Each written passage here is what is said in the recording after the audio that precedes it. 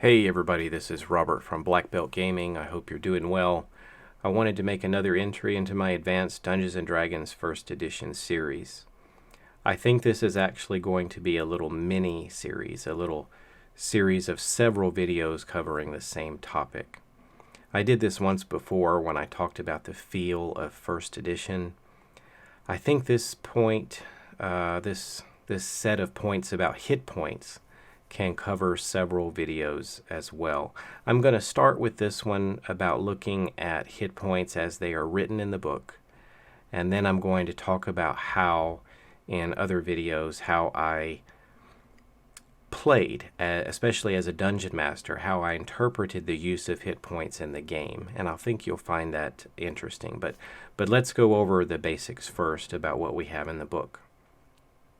This is from the Player's Handbook.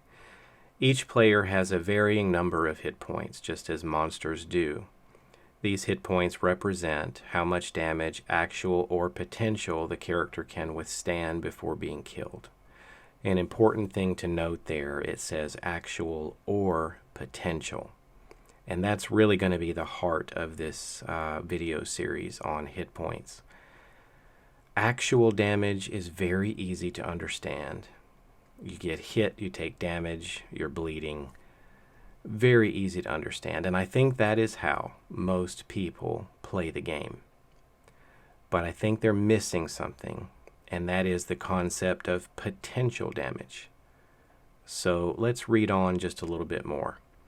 A certain amount of these hit points represent the actual physical punishment which can be sustained. All right, that's easy enough. Let's read on here. The remainder, a significant portion of hit points at higher levels, stands for luck and skill and or other magical factors.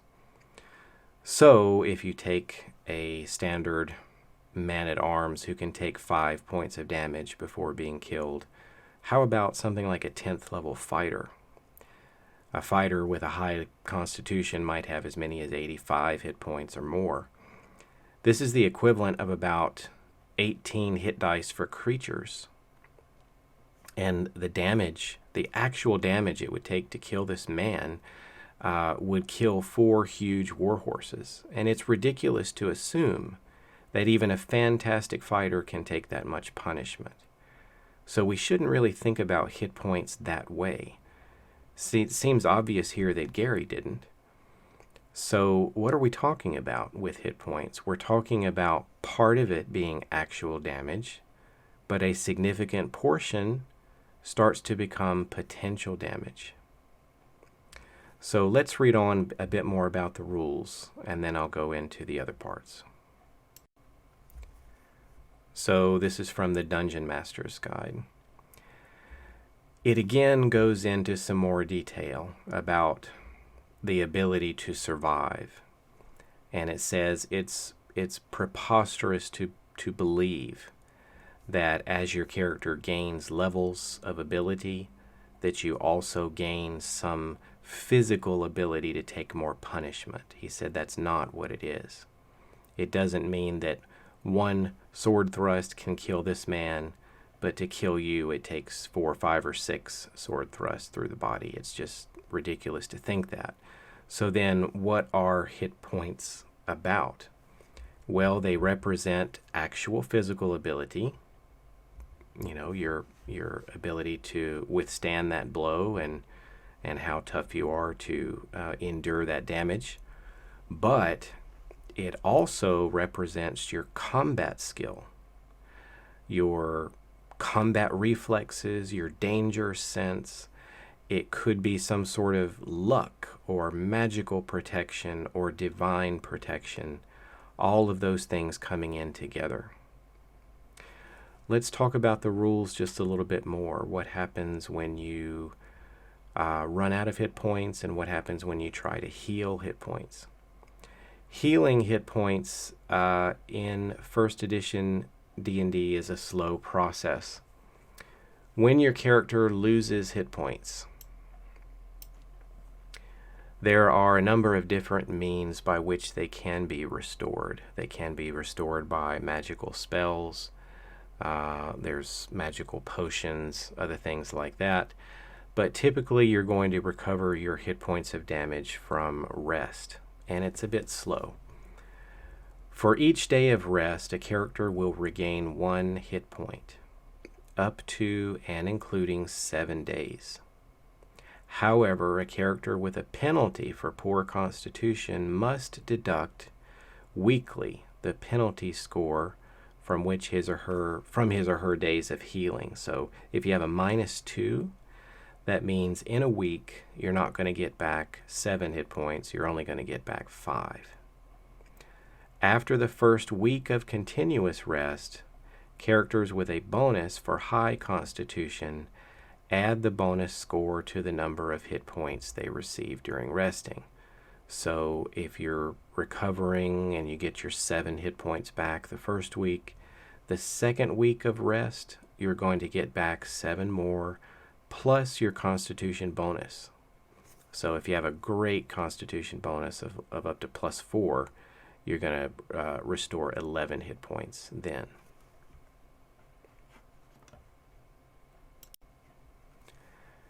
Zero hit points.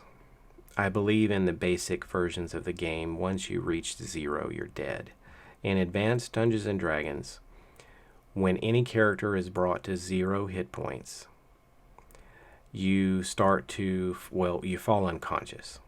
And in the next round, after the round you're down, you start bleeding, and you start losing 1 hit point per round until you die at -10. This is caused from bleeding and shock and all kinds of other issues. What you can do to stop this is another character can attempt to aid your character, either with healing magic or something, but the most typical thing is to bind wounds. That's what I learned when I played. We ran over to a fallen companion and started to attempt to bind their wounds. So imagine, ripping up part of your cloak and wrapping it around, trying to stop the blood flow and all of that. So once you stabilize, the way we played it, you didn't need to make any particular rolls to do that. You just needed to take the time and take the action to administer aid. Okay, a character brought to 0 hit points and then revived. So if you're brought to 0 hit points or below and then you're revived, you will remain in a coma for 1 to 6 turns. So you don't pop up right away after you were down and out. Thereafter, he or she must rest a full week minimum. You'll be incapable of any activity other than what is necessary to move at a slow pace, to eat and drink and sleep. The character cannot attack or defend or cast spells. There's a bunch of other activities listed, any kind of physically draining activity. This is even true for cure spells and healing potions that are given to him or her. Although if a heal spell is bestowed, then this restriction no longer applies. So it's going to take you at least a week to recover from being at 0 hit points or below. So you've got to give yourself time to recover. Only thing that can counteract that is a full-powered heal spell. So the cure spells may raise your hit point total, but you're still going to need to recover from being actually at such a poor state of health where you nearly died.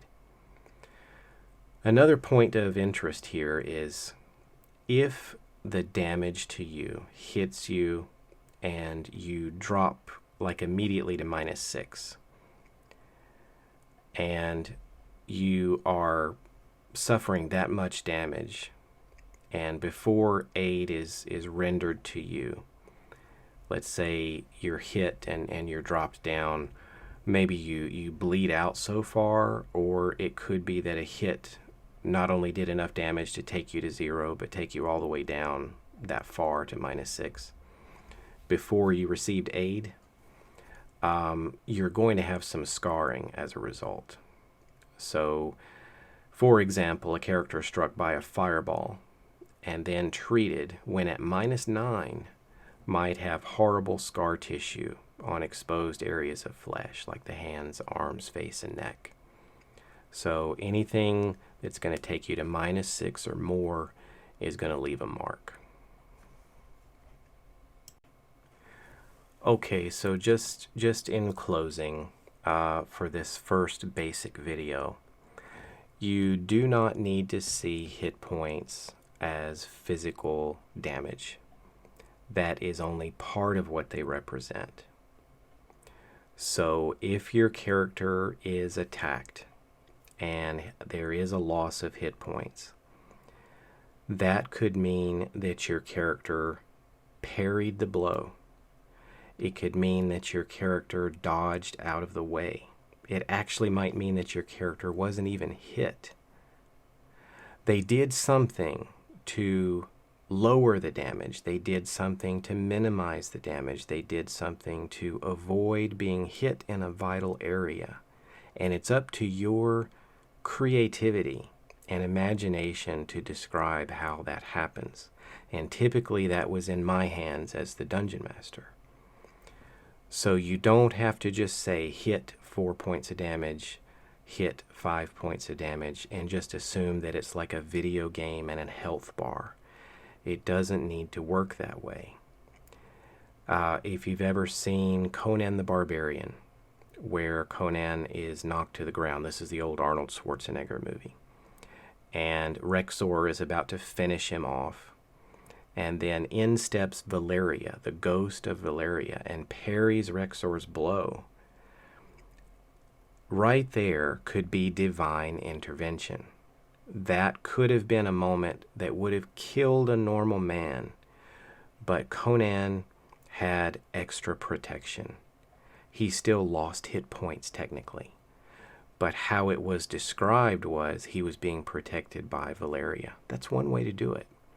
And you could do as much of that or as little of that or even none of that as you wanted. But that's one way to describe the damage was averted. A blow that would have killed a normal person without that divine protection would have been slain. And so that's one of the more fantastical ways to do it. Another way to do it is a character is standing beside a wagon full of supplies. A goblin shoots an arrow from an ambush from the side of the road. It hits the character and does 5 points of damage. Let's say the character has more than enough hit points to survive such an attack.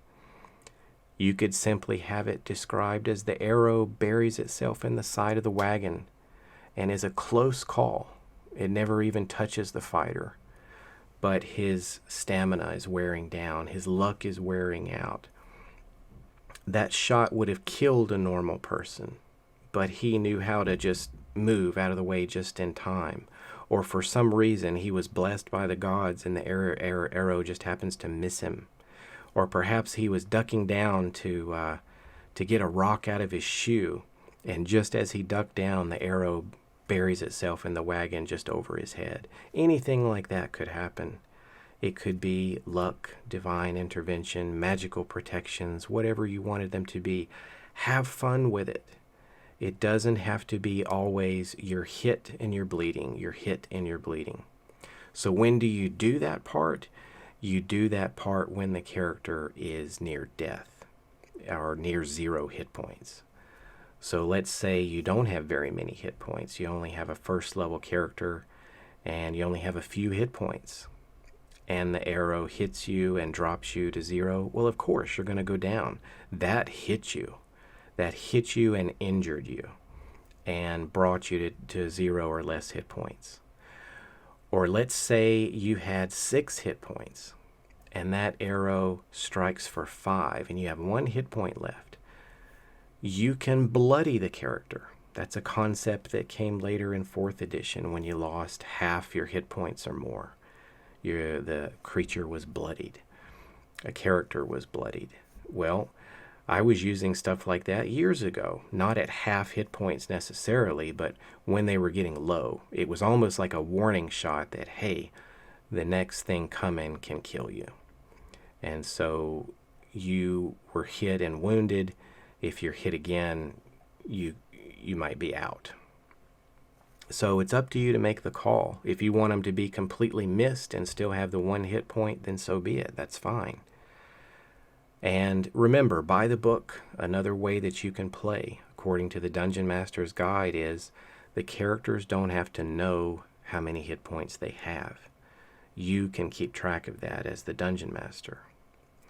So if the characters want to know how they're feeling, you can tell them that they feel strong, they're starting to get fatigued. So as they lose hit points, they start to feel differently. It could be that they're banged up. It could be that they're tired. It could be that they're losing their morale. And that's how you can interpret it. So I'm going to go into some more details about this in an additional video, but I thought this was enough to just sort of give the basic understanding of hit points, actual versus potential. This was something that really had a big impact on me and how I played the game years ago. And I just wanted to share it with you because I think the common thing to do when I see other people play, when I hear other people play, there's just a tendency to see hit points as straight damage. And it's not supposed to be that way, according to the makers of the game. All right. Thanks for listening, everybody.